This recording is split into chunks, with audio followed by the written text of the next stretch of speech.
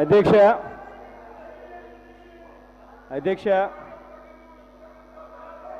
ఎవరు టాపిక్లో ఉన్నారు ఎవరు టాపిక్లో లేరు అన్నది ప్రజలంతా కూడా చూస్తున్నారు. అందరూ చూశారు ఏ రకంగా ఒక్కరిని చేసి ఇంతమంది ఆయన మాట్లాడతాడు ఆయన మాట్లాడతాడు ఆయన మాట్లాడతాడు ఆయన మాట్లాడతాడు ఏ మాదిరిగా మీరు తిట్టిస్తున్నారు అన్నది ప్రజలంతా కూడా చూస్తున్నారు. మీరు ఇన్ని తిట్లు తిడతా ఉన్నా కూడా టాపిక్లో ఉండి ప్రయాణం చేస్తా ఉన్నది ఎవరు కూడా అధ్యక్ష. అవును అధ్యక్ష, చంద్రబాబు నాయుడు గారు ఇలా ఏలు పెట్టి సీరియస్ గా ఇలా ప్లీజ్ మీరు స్పీకర్ పైన స్పీకర్ స్థానం పైన ఎలిగేషన్స్ చేసే సాహసం చేయొద్దు.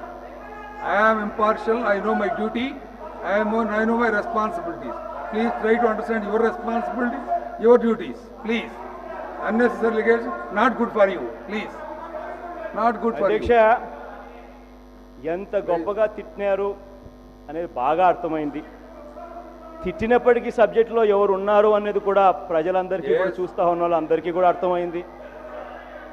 ఏ రకంగా అబద్ధాలు చెప్తూ అచ్చెన్నాయుడు ఏమన్నాడు, టీఆర్ఎస్కి నేను లేఖ ఇచ్చానా? ఒక నిమిషం అదేదో ఇంకొక హోటల్ పేరు ఏదో చెప్పావు. ఏ హోటల్? ఏదో హోటల్ పేరు చెప్పావు.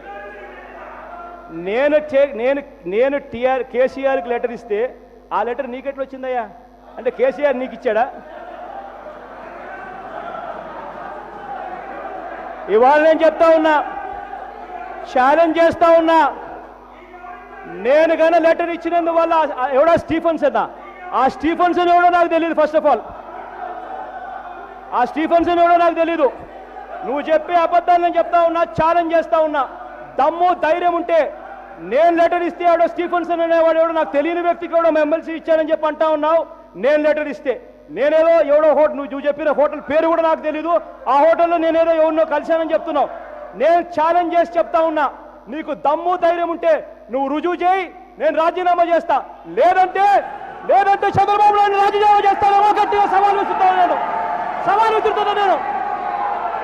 Challenge challenge challenge challenge Chandrababu Naidu గారికి నాకు ఛాలెంజ్.